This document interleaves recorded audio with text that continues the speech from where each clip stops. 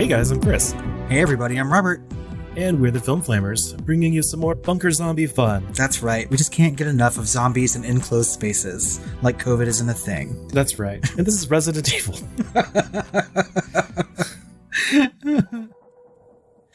Resident Evil is a 2002 action horror film written and directed by Paul W.S. Anderson. The film stars Milla Jovovich. Right? Did I do it right that time? What I say wrong is Paul. I always say Paul W. or Paul S. I don't say Paul W.S. How greedy can you get with two middle names? There's another Paul Anderson, though, isn't there? So he has to be really... But is that Paul S. or Paul W.? I don't... Or is it just Paul Anderson? I don't know. Anyway, whatever. Either way, doesn't matter. He's Paul... It's Milla Jovovich. W.S. and she's Milla Jovovich. And they're husband and wife. They are. They're married. But also stars Michelle Rodriguez, Eric Mabius, and James Purefoy. Purefoy. Mm-hmm. Yeah. Lots of hard names in there. It's not hard. Yeah, maybe it's just the way that I'm reading it. Maybe I always said Purefoy. I don't know. Only me when I look at him.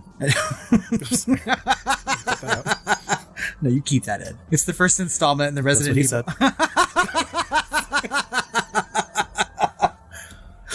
Please.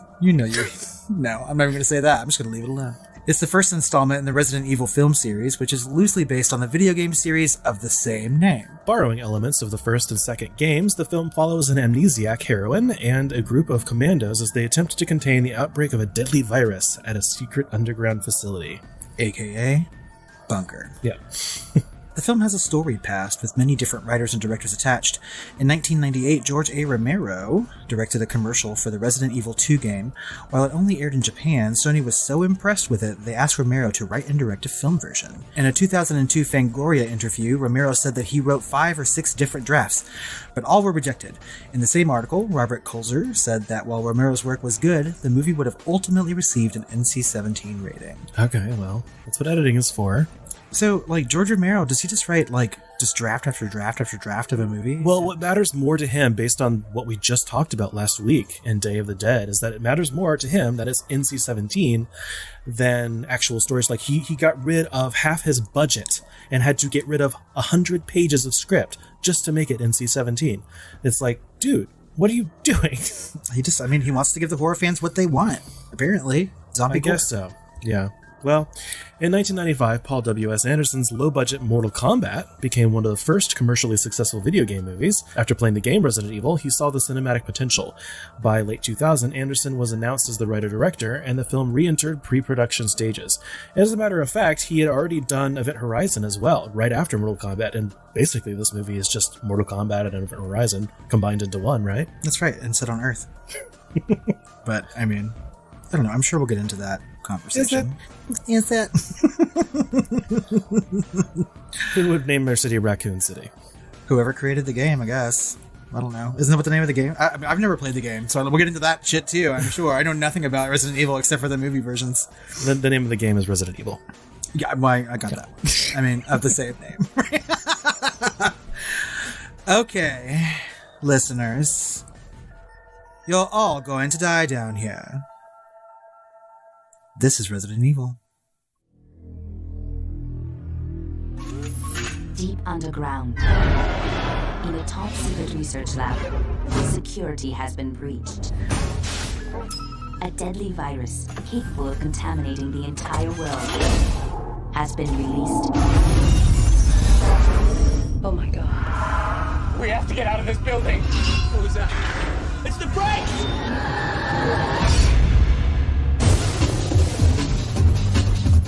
It's okay, we're here to help. Now, an elite team has been sent in to stop it. 5 hours ago, Red Queen went homicidal. Who's the Red Queen? State-of-the-art artificial intelligence. The corporation's keeping a few secrets down here. But they have only 3 hours left before it begins infecting and mutating the whole human race. Everyone stay calm.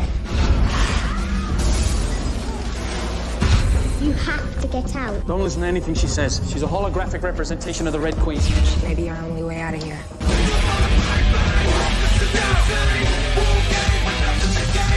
How is she still standing?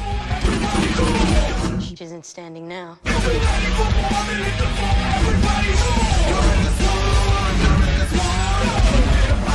No one is immune. Resident Evil. You're all going to die down here.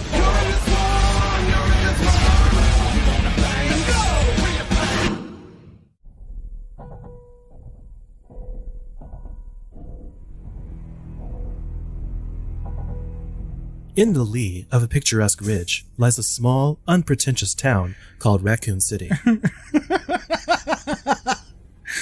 Okay. Underneath Raccoon City is a genetic research facility called the Hive, owned and operated by the evil Umbrella Corporation. Within the Hive, an unseen thief steals a vial of genetically engineered T-virus, purposefully shattering it on the floor and releasing its contents into the open air. In response, the facility's artificial intelligence and security system called the Red Queen seals the Hive and kills everyone inside to prevent exposure to the outside world. Outlander? Outlander, we have your employees. Far above the Hive, Alice, played by Milla Jovovich, awakens in the bathroom of a deserted mansion with temporary amnesia. She takes a minute, but just a minute, to pull herself together, before she's seemingly ambushed by Raccoon City police officer Matt, played by Eric Mabius. The ambush is ambushed, however, when a group of commandos crashes into the mansion, including spicy Latina action girl Rain Ocampo, played by Michelle Rodriguez, and their leader, James Shade, played by Colin Selman. Oh. The commandos force Alice and Officer Matt into the Hive with them as they continue their investigation into what has happened. On their way down, they find Spence, played by James Purefoy, who also has temporary amnesia.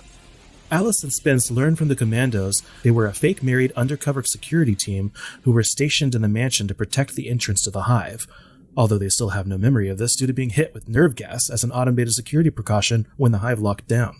Gaining access to the main thoroughfare of the Hive, the group finds that they can't access anything, and heads to the Red Queen's chamber in order to open all the doors of the facility.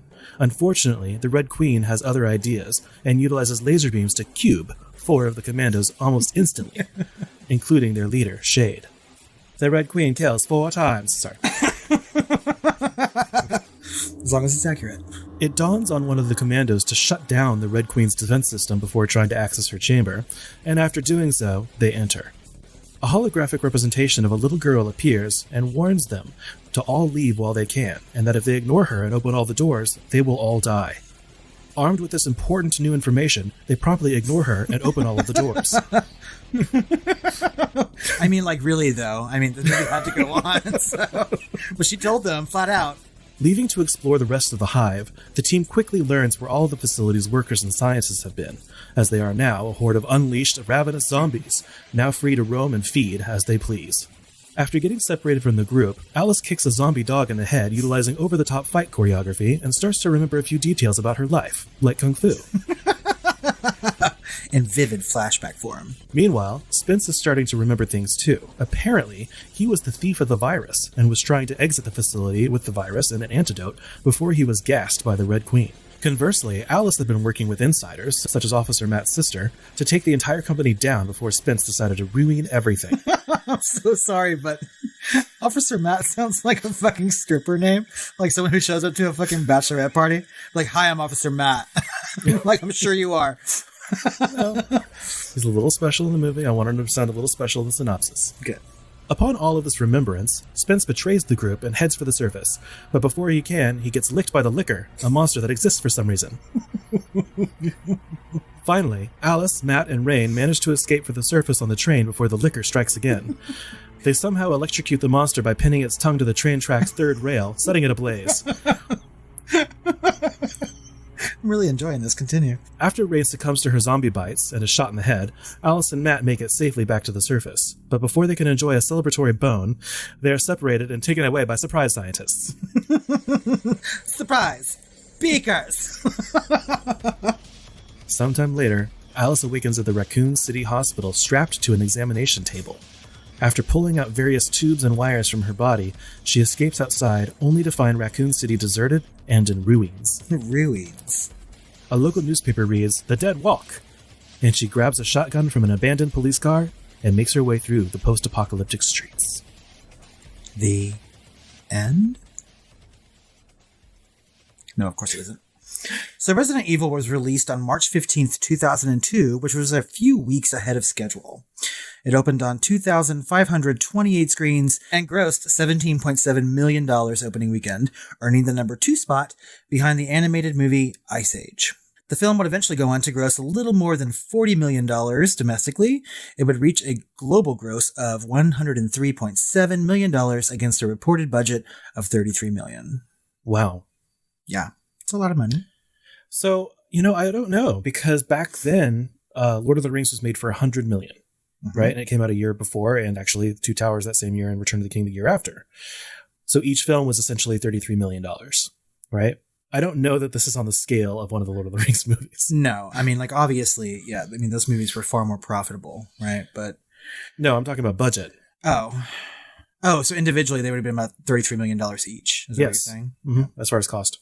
No, Lord of the Rings made like $1 billion. I thought it was more like a gobbledygillion dollars, but yeah, something like that. Mm-hmm. Between $1 billion and a gobbledygook. It was a lot. It was a lot of money. Yeah. So, but I mean, $103 million for a horror movie is nothing to scoff at, for sure. Oh, no, not at all. Yeah, especially, Anderson was hoping for an R rating from the MPAA, as he said it needed that to fully retain the horror of the video game. It was reported, however, that the movie originally received an NC-17 rating, and Anderson made enough cuts to have that changed. It's been rumored ever since that he would release an unrated version, although that has never happened. And I'm not quite sure what they could have added to that uncut version or kept in, right, to make it a better movie. So, I mean, just more gore, maybe some more titty. Maybe. It had plenty of Milla Jovovich, but it didn't have a lot of blood, weirdly, Yeah, no, it really doesnthink I mean, they cut away from a lot of shit. So. I mean, watching this after Day of the Dead is like a Disney movie. Well, I think every movie after Day of the Dead, as far as gore or zombie gore, things like that, it's like a fucking cakewalk, So we just never reach that level of stomach churning gore again. No. So Resident Evil has a 35% on Rotten Tomatoes with an audience score of 67%. The site's consensus reads, like other video game adaptations, Resident Evil is loud, violent, formulaic, and cheesy. Audiences polled by CinemaScore gave the film an average of B. Okay. I mean, so obviously there's been some adjustment on the audience score side on Rotten Tomatoes, right? So at the time, though. Resident Evil and its first sequel appear on Roger Ebert's Most Hated Films list, published in 2005. In his review, he described it as a zombie movie set in the 21st century where large metallic objects make crashing noises just by being looked at, and he criticizes the dialogue for being a series of commands and explanations with no small talk. I mean, I don't really want small talk all the time in an action movie, so I mean, it's fine. But this is 2 zombie movies in a row where people have complained about it just being windy arguments or commands or go, stop, don't do that. There wasn't even any arguments. It was literally just we're doing this right now, and that's it. And that's what everyone did. It wasn't even, yeah. I mean, the closest thing is Michelle Rodriguez saying, I'm going to get laid after this. And that was it. Yep. It's good small talk, though. Mm-hmm. Owen Gleiberman of Entertainment Weekly noted that the film is as impersonal in its relentlessness as the video game series that inspired it. In his Chicago Tribune review, Robert Elder stated that the film updates the zombie genre with an anti-corporate message while still scaring its audience and providing heart-pounding action. I feel like we've seen anti-corporate messages in zombie movies before. Yeah, I don't know, Dawn of the Dead. Yeah, I mean, a little-known film like Dawn of the Dead. Maybe anti-conglomerate, Yeah, I mean, I guess they weren't talking about corporations. They were talking about consumerism, I guess. But I mean, it's the same thing as a shadowy government agency or something. It's just whatever. You could Night of the Comet. I mean, everything goes back. I mean, this stuff was. Yeah, I don't think that's anything new. Nothing was updated. Robert Elder, stop that. No, this movie is as old as the stars. So it did get some accolades, and it does have a legacy. So at the Golden Schmoes Awards, it was nominated for Most Underrated Movie of the Year. It lost to Frailty.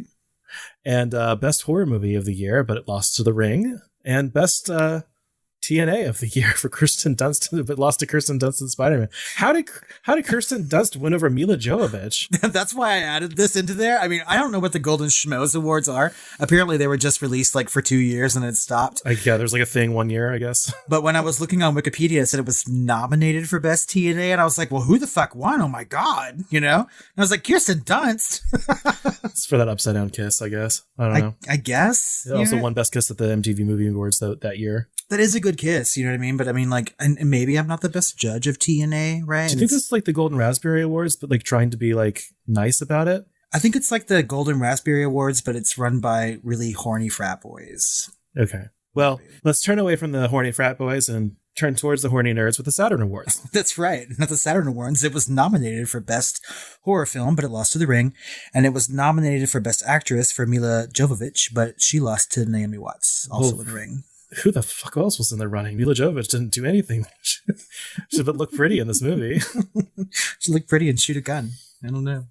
After its commercial success, the film spawned 5 sequels: Apocalypse in 2004, Extinction in 2007, Afterlife in 2010, Retribution in 2012, and Final Chapter in 2016. Paul W. Sanderson did not direct the second or third films, however, due to commitments to Alien vs. Predator and Death Race. So he makes good movies. Right. Well, okay. So we'll get into that a little bit later, but the total series budget was $288 million for a total box office of $1.2 billion. Yeah, this franchise is incredibly popular. People like it, and they went to go see it. Well, they like to spend money on it. I don't know if they like it because the average Rotten Tomatoes score is 30% or less. Actually, the highest rated one is The Last, and that is 37%. So are those audience scores though, or are they critic scores? Rotten Tomatoes critic scores, yeah. Okay. I mean, I'd like to know what some of the audience scores were for those movies, because people continued to go watch these things after they were being made. Maybe they were just hoping that one of them would be really good or something, but the audience score is much higher, like 60s probably, but. So, out of those, how many have you seen? I think the next 2. I saw one in the mid 2000s somewhere, and it was I remember there was a bus hitting a bunch of zombies, and it wasn't the new Dawn of the Dead. And it was fun, but that must have been Afterlife. Yeah, I honestly cannot remember what any of those movies are about. I know it must have been Extinction. It was Extinction. So I've only seen the first 3. I've seen Apocalypse, and I saw the first one that had Ali Larter in it, but I don't remember which one that is, and so I think the second one. Okay, I may have seen the first 3 or maybe skipped one, but I know I haven't seen the final movies. Mm-hmm. And I was thinking that after watching this, I might continue on in the series just to catch the ones that I missed or whatever. And I don't know if I'm going to do that or not. I think in the 4th one, Michelle Rodriguez comes back. Oh.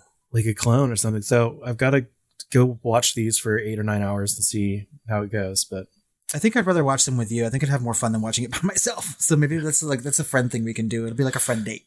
Okay. Sounds good. But with all that being said, in 2020, Netflix announced a live-action series based on the video games that began filming in February of this year. They have been releasing details often, such as basic plot points, but there is no release date as of yet. With more video games being released, I think it's safe to say this franchise isn't over, despite there being the final chapter. Well, there's also a reboot happening because we're very nearly at 20 years since this film came out. Good Lord. My God.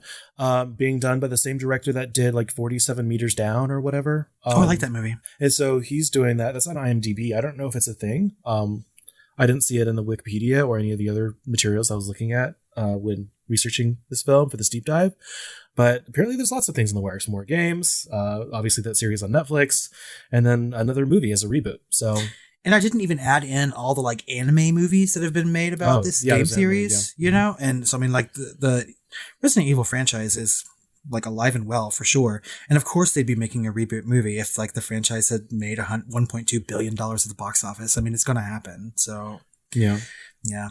Well, what do you think about this director?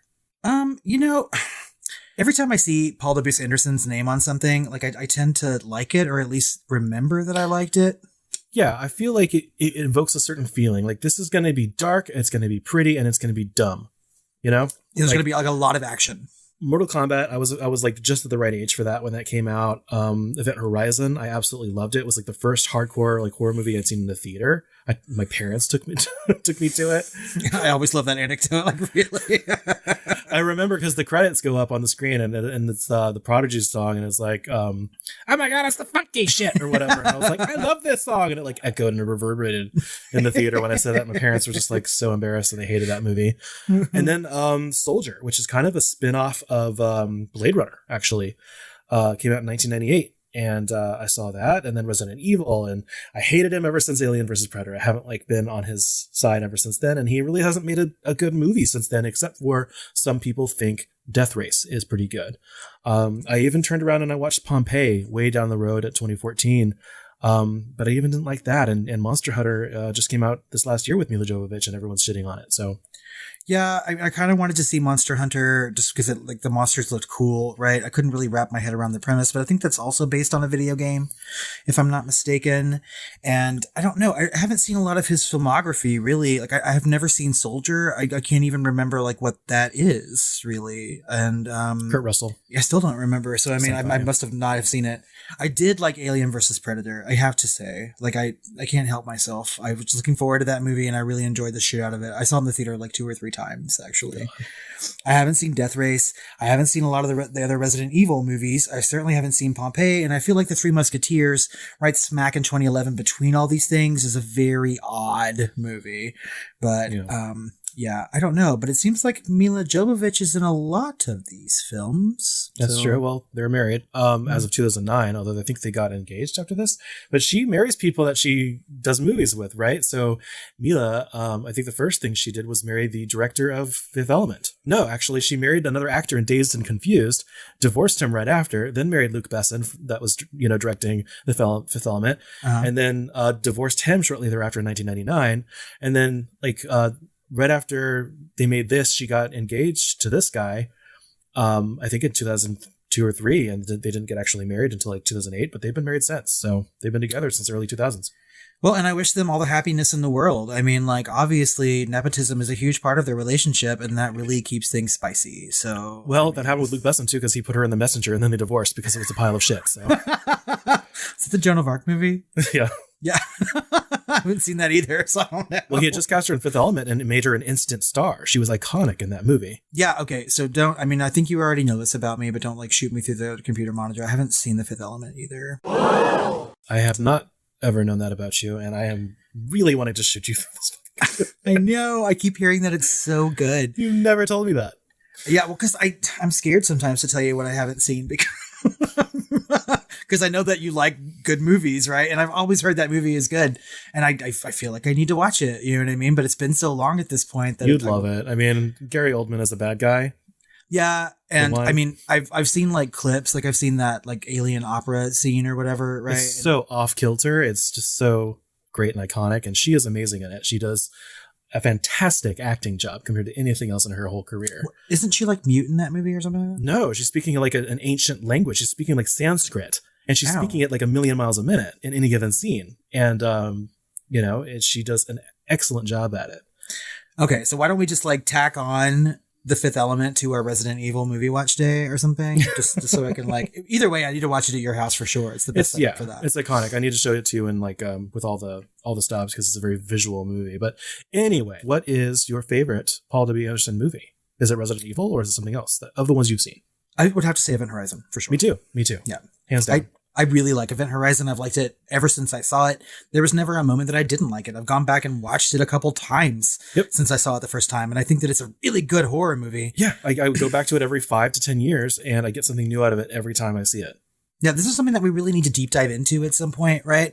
I'm so sorry, listeners, that our first Paul W.S. Anderson movie is Resident Evil. It just happened to work out in Zombie Bunker Month or whatever, but we will talk about it. I'm sure a lot of our listeners love it. And you know what? It has a special place in my heart too. But Event Horizon is good. And I think that's one of the movies that we both really agree on as being a fantastic horror film. Yeah, so. We definitely want to deep dive into that. But let's start talking about the movie a little bit. And I want to start off by talking about the music, because it opens with the metallic clangs that some of our favorite reviewers are complaining about.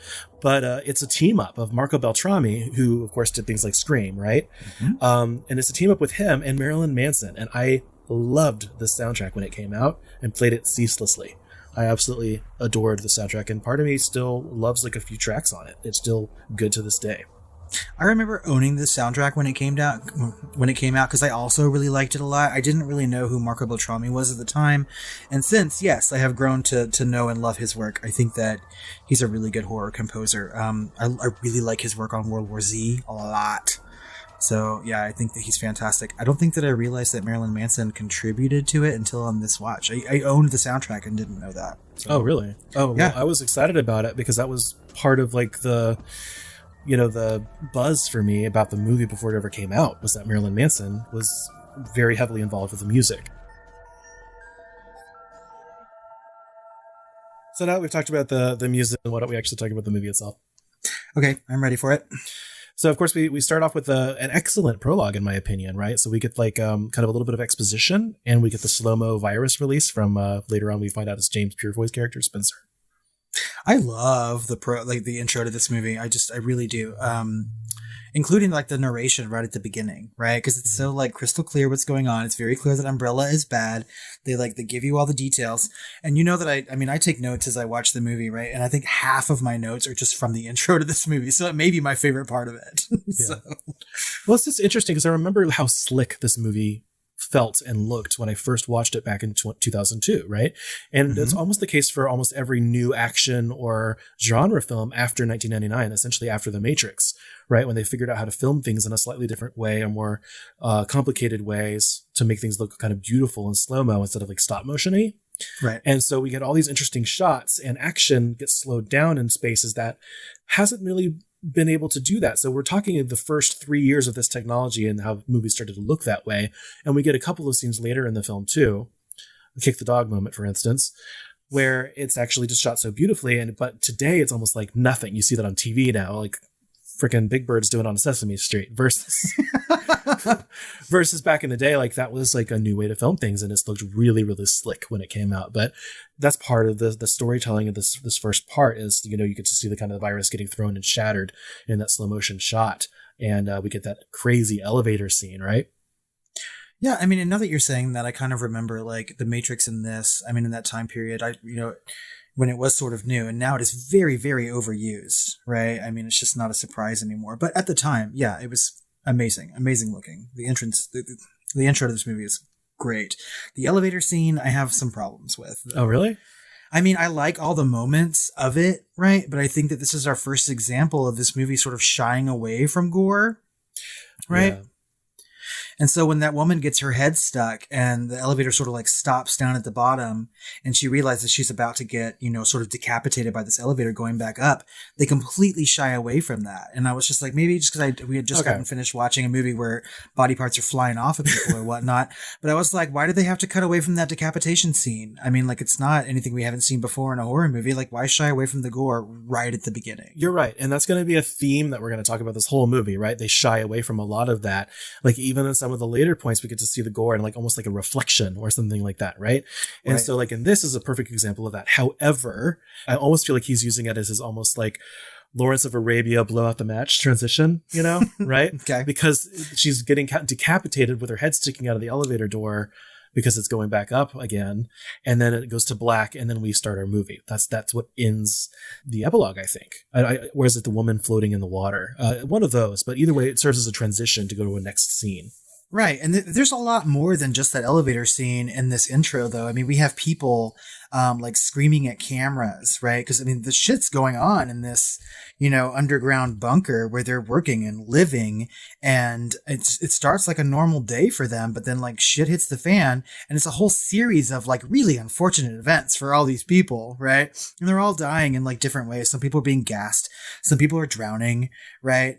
Those dogs like sort of like smell the virus. And I was thinking to myself, like, are those dogs there to smell the virus? Are they being horribly tested on? Like, who knows what Umbrella's doing? But it almost reminded me of the end of Cabin in the Woods for some reason.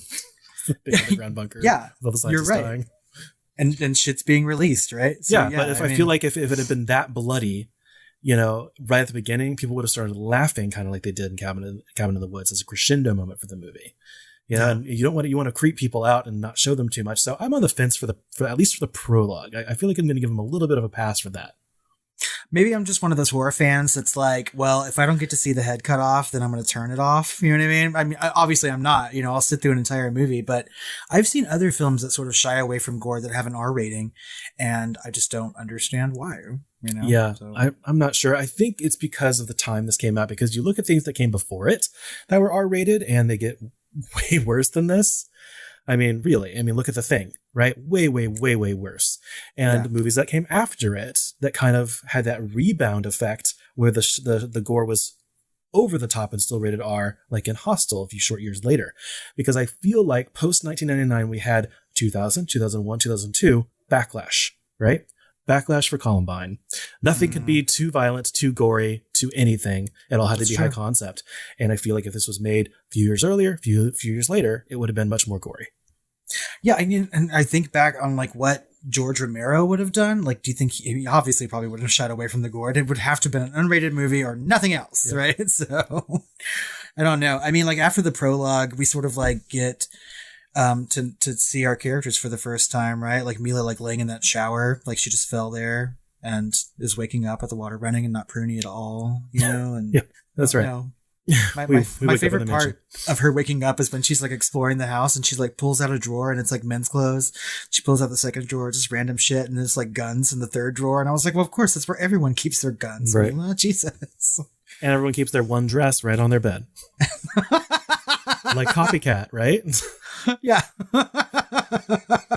Oh my God, you're right. Or like, oh, my one red dress, it's laid out. I'll just put it on. God. Yeah. So then everything goes really, really, really quickly, right? And so we run into, Officer Miat.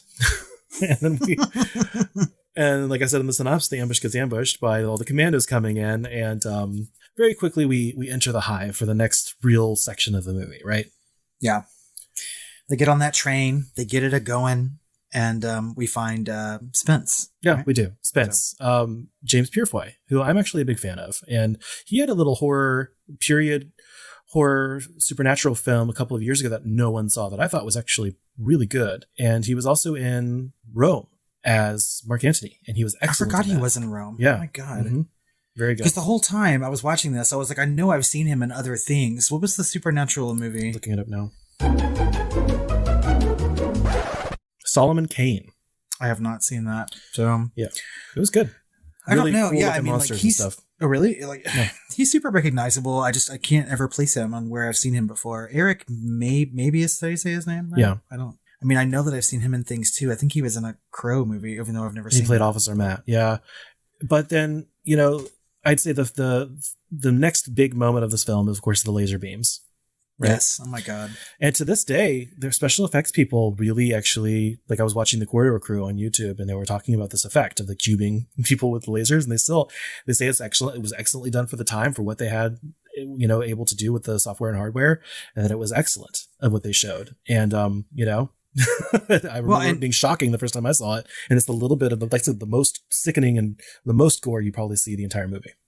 Yeah, I mean, it's the most gore on like a living human that you would see in this movie, right? Yeah. And then like they do some things that are shocking that were neat. And I remember seeing this in the theater, and like once that scene came on, I was like, okay, like I'm gonna like this movie a lot, especially when that woman's head is like bisected and falls to the ground. And I was just like, oh shit, the rest of them are trapped in there, and it really creates some stakes for those characters, and it's really good.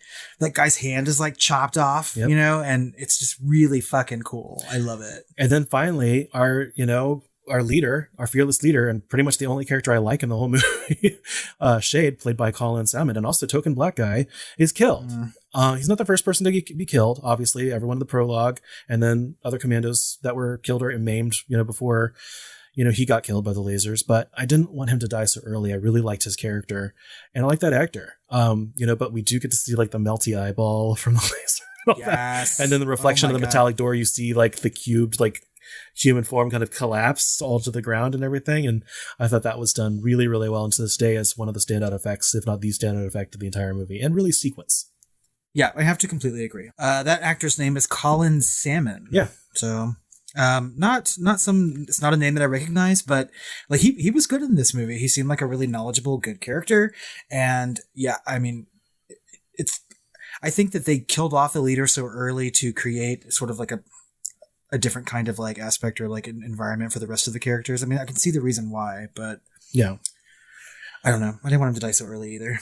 But then we do get to, that leads to us having to actually meet the Red Queen and having that, you're all going to die moment, and that's something like we're about halfway through this movie now, or actually in the movie, probably the third, but that's one thing that I feel about this movie is that it's like these really key moments just kind of strung together by a bunch of like beige filler, right? It's like someone thought, oh my God, these 5 scenes are going to be killer. And then didn't like, it's just on the day they were like, how are we going to string these together? I mean, and you can see that sort of in like the filmmaking style too. And I know that Paul W.S. Anderson had made movies before then, good movies, as we've talked about. Yeah. But like there's a scene before they even get to the hallway cube scene and they're walking through what they think is dining room B, right? And there's like some fog on the ground. And I was like, oh, Jesus, nice touch. You know, like, do we have to have all that? I'm like, it's like you just thought about it the day of. You're like, what are we going to do to make it scary? Let's put some fake fog in there. Like, yes, you know, I'm like, please. Good Lord. It's like the creepy server room is what it looks like. And, you know, then later on we figured like those aren't filled with like motherboards. They're filled with, you know, like monsters and shit. So, you know, whatever. Of course, that room's going to be in the main thoroughfare and not behind a locked door. But what do I know? Mm-hmm. Dining hall B. I mean, and I guess true to form, people do get eaten there later on. That's true. That's right. Yeah. Foreshadowing. So after we have that moment, we have the laser moment, we have the you're all going to die moment with the red holographic little girl. We get our first big trailer moment, which is of course Alice gets sidetracked and gets locked into a random room with zombie dogs, security dogs. Have you played the game? A little bit. Yeah. So I was curious watching it on this time. I don't think that I really thought about it, watching Resident Evil the first time. I knew people who had played the game, but I didn't know like what happens. Right. And I was thinking, I was like, does it take the actual course of the game itself as the movie does? Right. Does that make sense? Like, not really. Yeah. I don't know. I think by the time I knew that Resident Evil was an actual game, they were already on 2. Like my friends were playing Nemesis or something like that. And I was like, I don't know. But yeah, they had like 2 or 3 games out before the movie came out, I thought. Possibly. I have no idea. Yeah. But I think this movie kind of lends itself to like gameplay, like style and like procedure. Like I can totally see someone waking up as Alice and having to like search throughout the mansion that she wakes up in and find the dress and put it on and blah, blah, blah. And it seems like a step-by-step kind of video game style, right? Or maybe I'm just like... I think it was more of a point and shoot experience and explore experience, especially back then. You know, certainly not putting the dress on and stuff. I could be wrong, but that's not what I remember, you know. Very, very much, you know, Doom, Quake, you know, walking through the halls, experiencing stories as you are killing all these little monsters and zombies and trying to survive and things like that. But it's very much a first or third person shooter, depending on the game. Yeah. Well, and the rest of the movie sort of like takes an approach that I would think a video game would too. I mean, so we've already been introduced to zombies, right? And then she has zombie dogs. And like, well, of course they have to one up it and one up it and one up it, right? Zombie dogs. Yeah. And we get that trailer moment with her like Kung Fu Trinity kick from the Matrix, you know, jump on the wall. And that's always fun to see, but I'm just like, there it is. That's the moment. It always takes me out of it, you know? I mean, she's in that like asymmetrical red dress, right? That really doesn't seem to be moving that much. But thank God she wore that sensible shoe with it. I mean, the shoes weren't laid out. So, I mean, she chose the boot wisely. So, yeah, it's very like Run Lola Run kind of outfit. I don't know. She has a Run Lola Run kind of haircut too, just a different color. So, yeah, I mean, because it's just that style of movie from like 2002, the early 2000s. Yeah, speaking of early 2000s, they had some bad CGI, even compared to some other movies. At the time, and that's the liquor reveal, right? And they do have some puppets of it, you know, for close-ups and stuff. They were fairly smart about it. Their visual effects supervisor was smart enough to be like, okay, we can't really pull this off even the same day that this is created. Like, this is high tech, like we can't do it. Like, if you look at movies that came out a year before it, you know, like Lord of the Rings again, you know, they had a better CGI and things like that, like Harry Potter, right? And I don't know. It wasn't bad at the time. I don't remember thinking it was that bad, but I remember thinking it was obvious CGI, even at the time. You know, it's not, to me, that's not that scary of a monster. No, I mean, I have to agree. Is it actually called the liquor? Yes, it's called the liquor. Yeah. No. Oh, is it? Yeah, it's literally called the liquor. Like if you go, it's all over Wikipedia. It's all over IMDb. It's called the liquor. Or on set, they called him Clint. Why? I don't know. Yeah. Okay. Yeah. The liquor, I mean, it's not that scary of a monster. It doesn't even have any fucking eyes, you know, it has that long ass tongue. We've seen that, you know, since then too, Well, but they still have to have eyes. I mean, look at Alien, right? That's true. You know, Yeah. which also had It's probably what they were trying to go for. part of its mouth. Yeah. Oh yeah. Honestly. I mean, like just the way that that monster like breaks out and moves, and it happens at such a weird time that I'm like, okay, again, it's just like, we've seen zombies, we've seen zombie dogs. Of course, now there's going to be some like giant big monster. It was giving me, you know, Alien 3 realness. Well, The alien dog, the dog alien. I don't know. I don't think I like the liquor that much. Well, that's like basically the rest of the movie. It's the liquor and then basically escaping single file, out of a lot of these zombie situations, the train thing, and Rain dies. But I feel like a lot of this movie is like trying hard to recreate the magic of aliens, right? Specifically aliens, right? We've got a pale reflection of Ripley and Alice, the badass Latina and Rain, the aliens and zombies, the space marines and the commandos, the little girl, right? Yeah. The file escapes that I just mentioned. And then, but with all the meaning and tension removed. So it's like they were trying to make a new aliens movie, and it's like they just utterly failed because they made these great moments, but they removed all the tension because they didn't sew them together. Yeah, I mean, I have to completely agree with you, right? I mean, so we do have a lot of commandos running around in a situation they're sort of like thrust into but signed up for, and they didn't really know what to expect when they were going into it. Fucked over by a corporation that thinks of them as expendable. That's right. It's like aliens all over it. And even to the point to where like commandos that we didn't think that we were going to like or like even count on for things are coming through at the moment, right? Like Kaplan. Mm-hmm. And I mean, yeah, it really is just like watching aliens, just not near as good. Yeah, so that's my problem with like the structure and like the story is like not trying to be its own thing as much as it should be. I also felt like there was an issue with some of the characters. Like we had almost like one or two or three too many characters. Like the commandos can all have their personalities, but we never get those intro moments like we did in movies like Aliens, right? Milla doesn't have much to do. I'd rather her character be merged with like Rain's and have Michelle Rodriguez be the lead here. I thought she was by far the more interesting character. We could even bring Milla back at the end so she can carry the other 5 movies, but damn, I miss Michelle Rodriguez and the potential she had in the early 2000s. She really did. I mean, Girl Fight is a good movie. Yeah. And she was in Fast and Furious and she was in Lost and things like that. But after like a DUI, she kind of lost her, like in Hawaii while she was filming Lost, she kind of lost her career a little bit. And she's been in a few things, but she could have been this huge star. And you know what? If that had happened to a guy, they wouldn't have lost their career. I mean, that's probably true. I mean, I think she had a big career. Like you said, she was in a lot of these franchises, right? After Resident Evil. And she really cemented herself as sort of an action star. And, I mean, I know a lot of like straight guys who think that she's super hot and they still want to see her in things. I think that she's a bankable actress, but, I don't know. I'm just not that big into action movies, so I haven't seen her in a lot of things, but I think that she did a lot of really heavy lifting in Girl Fight. That was great. Oh, she was excellent. Yeah. She was in Avatar too, I think. Yeah. But they killed her off there too. So it's like, man. I can't remember. I've completely blocked that movie from my mind. Oh, fuck you. I just like to say that shit in front of you just to get it to rile you up. Well, anyway, that's my problem with Rain dying, right? And of course, it's like the false hope. She gets they do all this thing with her, like she's been bitten so many times. She's the last like commando standing. She actually gets the anecdote, and then she finally like has a fake death moment. Like they're just like really just teasing you with her death like this whole time. Finally, she does die after the fake death, and then as soon as she comes to actually be a threat, she gets shot in the head instantly. So it's just like, what are they even doing here story-wise? Like, this doesn't make any sense to the audience. It's not funny, No, it's not. It was not funny at all. I think it's sort of like wrapping up very, very quickly. I also don't like some of these like flashback moments where they're trying to piece together their memory, right, between Alice and Spence. Ugh. And all of it is like stupid red herring, like things like she's talking about, I can get you the virus. I have access to maps, the works, right? And I'm just like, okay, so are we supposed to like her or not like her? Like, I already like Alice, so don't try to change it in the middle.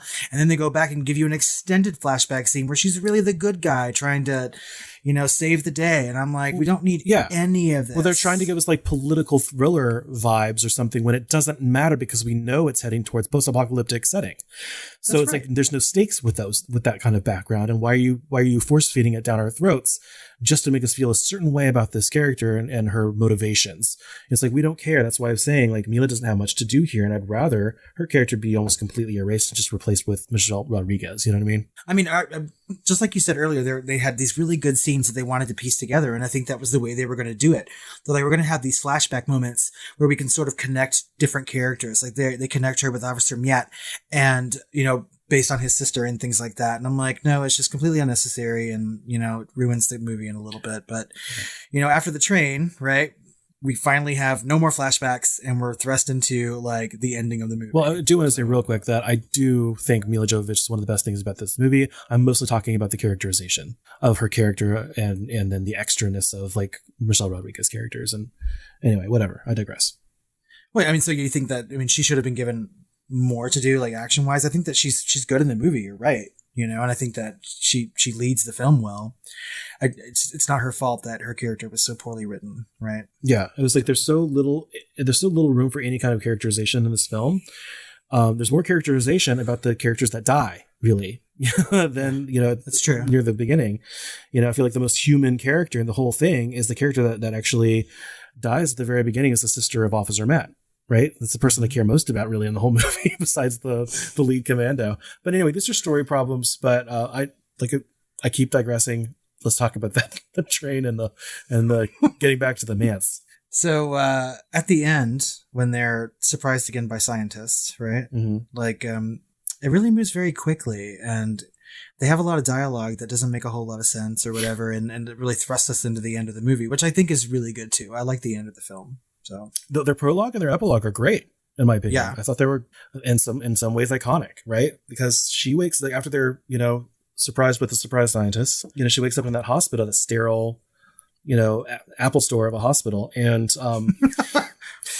she's ripping all those things out of her, you know, and she looks like she's been just through it. You know what I mean? Like her head is partially shaven. She's got like cybernetic implants or something. Something's been done to her. Yeah. You know, she really has been through it, and she's wearing like the worst hospital gown of all time, right? It's like 2 pieces of paper on the front and the back. Like, how can we serve people another Fifth Element moment? And it's just like, okay, let's just give her this ridiculous, you know, hospital gown, I guess. Like, no. Anyway, yeah, that's my problem too. She's wearing a napkin. Yeah.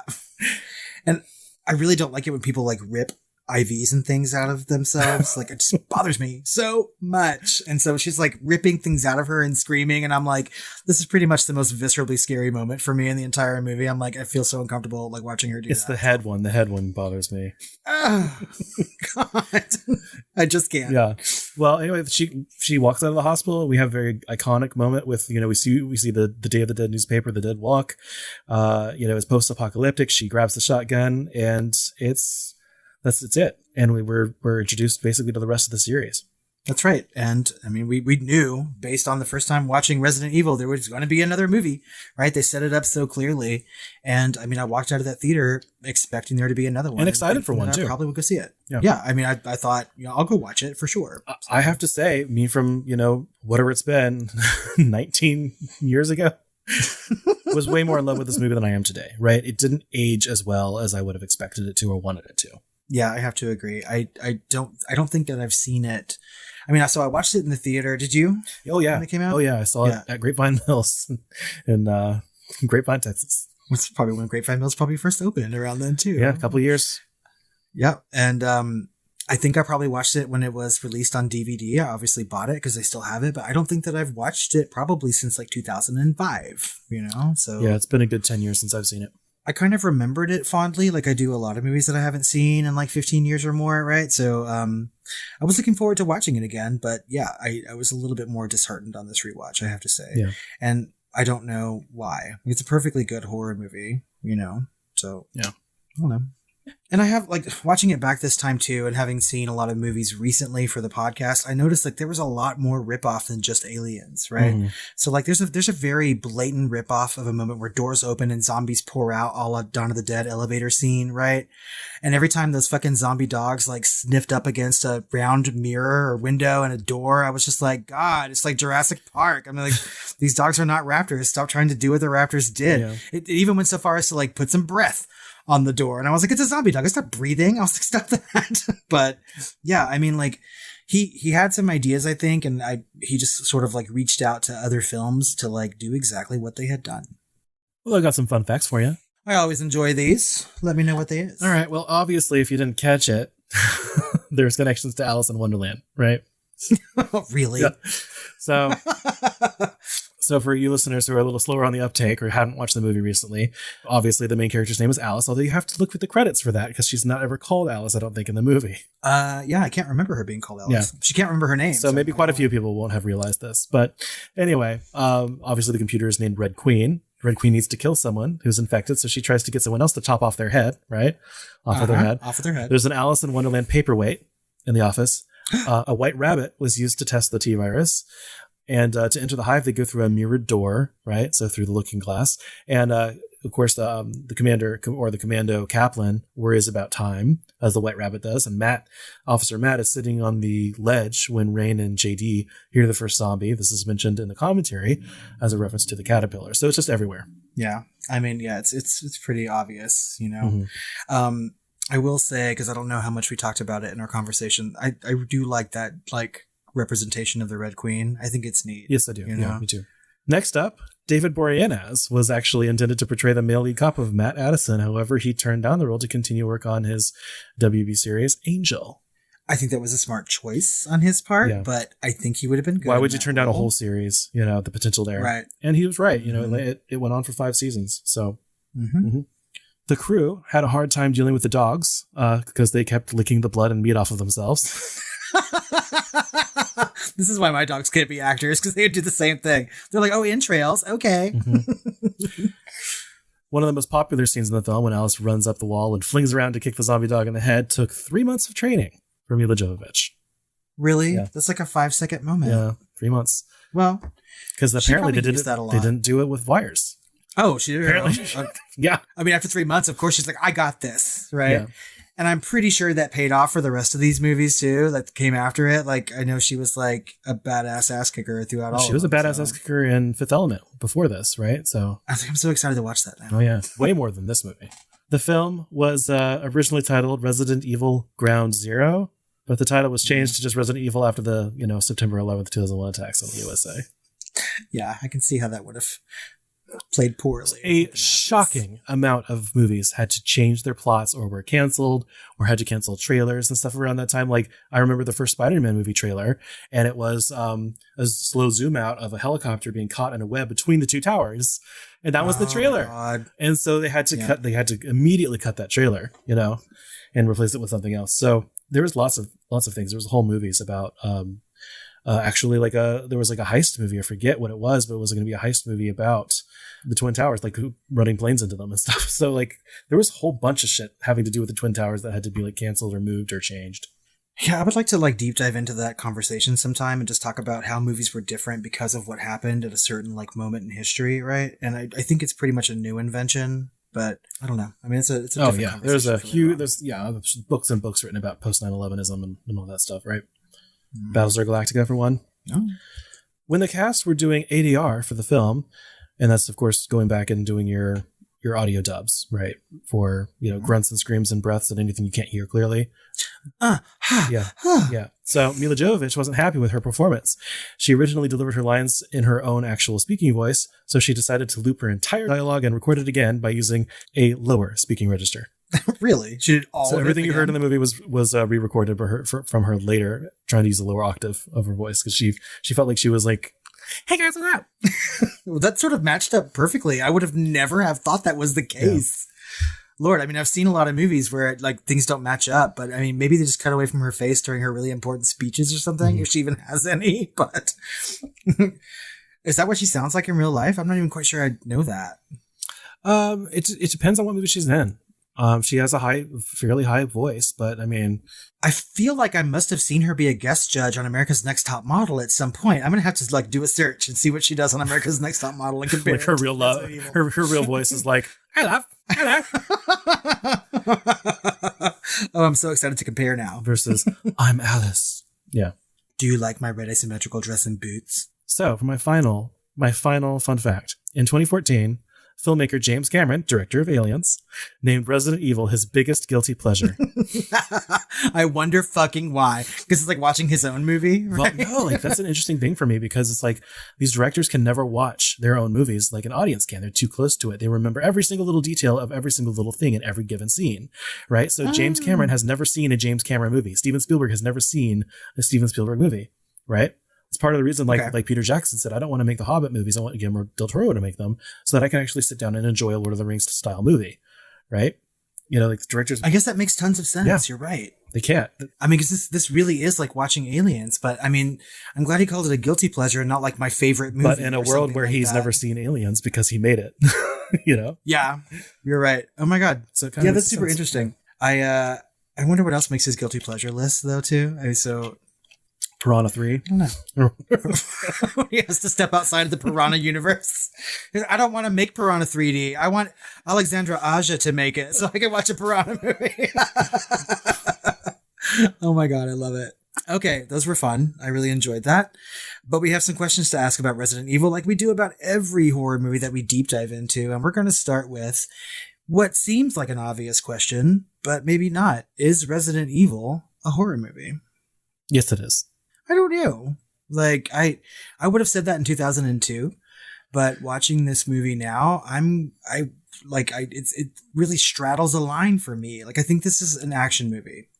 And the action just happens to center around things that are sort of like horrific, right? But I mean, given the fact that it shies away from so much gore and it really could have had some better zombie moments and better monster moments, it really doesn't. But it really focuses on a lot of gunfire and kicking and things like that. And so I don't know. I've seen horror movies that I would also consider action movies and I would still call them more horror. But this one, I don't know, you know? I would push back on that a little bit because, you know, it's got everything. It's got the settings. It's got the zombies. There is some gore and there's some pretty horrific gore as far as like the lasers and some other things. But the rest of it plays it so tame. It's like a pale shade of like Day of the Dead. And we also just watched Day of the Dead right before this, you know, so it looks more like Bambi than it does a horror movie, but anything would almost, right? Even Aliens. There's not really, if I think about it, there's not really any gore in Aliens, right? This one actually has, Resident Evil actually has a movie monster, right? And so there is blood, there is guts, there's inventive violence, and, you know, we've got movie monsters and we've got zombies. And so I feel like everything is there, diegetic and non-diegetic, to make this a tried and true actual horror movie, non-adjacent. Yeah, I mean, I get what you're saying. You know, I just kind of wish on this particular watch that some of the action were like downplayed a little bit. And maybe you're right. We had just watched Dawn of the Dead. So maybe I'm wanting a zombie movie where someone's like fully ripped apart or whatever. But obviously we can't have that in every single movie. And so it makes Dawn of the Day so special. But Dawn of the Day? I don't know. I'm sorry. Thank you. That's what makes Day of the Dead so special. I'm so glad you caught that now and not when you're editing. Lord, I was just wrapped in my own fucking I can see what you're saying too, though, because it presents itself like an action film, just in that it's, you know, incidentally has zombies and monsters in it. To try and, I think, play it more seriously, maybe make the stakes a little bit higher, make it more modern. But in truth, they're really just watering it down because they didn't just, you know, go for it. So, and like I said, that's partially because of the time. I think there's a very unique, you know, 2 to 4 years after Columbine, where people, especially the people at the MPAA, were being very strict about things, their ratings, you know? That's very true. Because, I mean, I can't imagine what they would have in this movie to make it NC-17. Yeah. You know, I'm like, really? It must have been some hard-ass shit they cut out. But, I mean, yeah, I think it straddles a line or whatever. And I think that this is a movie that people who don't like horror movies can easily watch, right? People like my husband, even though he didn't watch it with me. So, were you scared while watching Resident Evil? You know, what's funny is like, I got really creeped out. I remember the first time I watched this and I was scared and tense, like for the prologue. I thought the prologue was some of the scariest parts. And I remember there was a lot of tension and build up for the reveal of the zombies and everything going wrong in the facility. And I remember them walking through the main thoroughfare and seeing like the dead body, you know, floating in the water. And there was a scene where someone just kind of looks up at an air vent and then you start hearing like the moans and the groans and the screams of the zombies. And that really freaked me out the first time I watched it. And to this day, I remember that fear, but it doesn't give me any now. So I don't know. I've watched far too many things, you know, with I don't know, an actual bite rather than a bark, specifically Day of the Dead last week. No, so I think it's forever like invaded our minds. I remembered my original fear, but I cannot say I was afraid this time. Yeah, I wasn't afraid this time. And I remember jumping in the theater at certain moments, like especially when that zombie in the water, right? Her eyes open, right? And even though I think that was in the trailer too, but I don't know. I think that like those moments have been so copied, right? Like I think this movie has been copied throughout the years that watching it now, I wasn't really scared by it. Yeah. At all. So out of 5 stars, what would you rate Resident Evil? I give it a 3 stars. Okay, I also gave it 3 stars. Yeah. So, it's a satisfying movie, right? And I think it gets the job done. I think I liked it a hell of a lot more in 2002. Yeah, and it's a little concerning to me because we're even seeing it through a little bit of a nostalgia, and maybe not. Maybe our nostalgia kind of ends around the 99, 2000 area, Possibly. But this is still the last 20 years, almost 20 years ago. And I do have some nostalgia around going to see this and experiencing it for the first time and looking forward to it, but if I'm rating it a 3, it kind of makes me worry about someone just seeing it for the first time today would think of it, and wonder how low they would rate it. But all I have to do is look at that Rotten Tomatoes rating to get my answer. All right, so finally, who is the hottest guy in Resident Evil?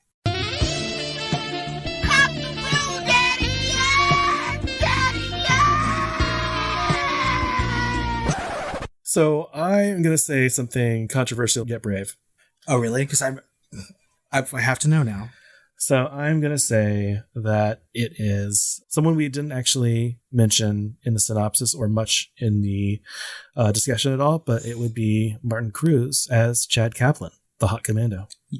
Yes, I'm so glad. I think this could be one of the first times in the recent history that we've agreed on the hottest guy in this. I was very close to saying James Purefoy because he has a charisma that's almost unmatched. I think that one would think that those 2 lead men, right? So like Eric Mabius and James Mabius looks like the choice. Beige McPlane rap. You know what I mean? I mean, but he's like cute in that really like non-threatening kind of way. Like he should be an actor, kind of handsome, right? Yeah. But Martin Cruz, like Kaplan is so fucking hot. And I don't think I even remembered that watching the movie before, but I was watching it this time and I was like, who the hell is that man? And apparently he's Australian. He's only been in like 2 other movies. Oh, he's so fucking dreamy. And I sort of remembered him dying early in the movie. And then when he kept surviving, I was like, thank you, Jesus. They red herring all of those characters and you lose patience with them. Anyway, we've already talked about the problems with the story structure. I know. Here we are talking about the hottest guy and we still have problems with the structure. But I mean, I completely agree with you. I think he's the hottest guy in this movie and I will fucking die on that hill. So... Well, I think that just about wraps up our conversation on Resident Evil. As always, we want to know what you think about the movie and our conversation. Have you seen it recently? Or have you seen it in the past? Do you think it holds up? You can tell us all of these things on social media at The Film Flamers, on Twitter, Facebook, or Instagram. You can also call us with those feelings and leave a message. Tell us all about Resident Evil and your feelings about it as a child, as an adult, or as something else, whatever you are. At 972-666-7733. We asked you guys to quote So What the Fuck from Day of the Dead, and we're asking you now, go ahead and quote You're All Going to Die Down Here. Send us those voicemails. We'll play them on Shooting the Flames, along with any voicemail you send in, and reviews. If you're listening on Apple Podcasts, go leave us a 5-star review, and why you like us, we're going to read that as well. Oh, I need a mashup. I need a You're All Going to Die Down Here. Well, so fucking what? So what, bitch? We're ready for it, y'all. Yeah. That also wraps up this month's episodes. We hope you enjoyed all the zombie fun, but it's time for April, and we're going to be talking about horror comedies, so look forward to that. That's right. Well, Chris, I don't want to die down here. I am ready to go off, maybe see some zombie dogs, and have some sweet dreams. I kind of feel like I want to see Milla Jovovich in other movies. Like I mean, like everything I've seen her in has been like Resident Multipass? I haven't seen it. I don't know the reference. There's so many good quotes on it. All right, next one. Multipass? Okay. ¿Qué papas?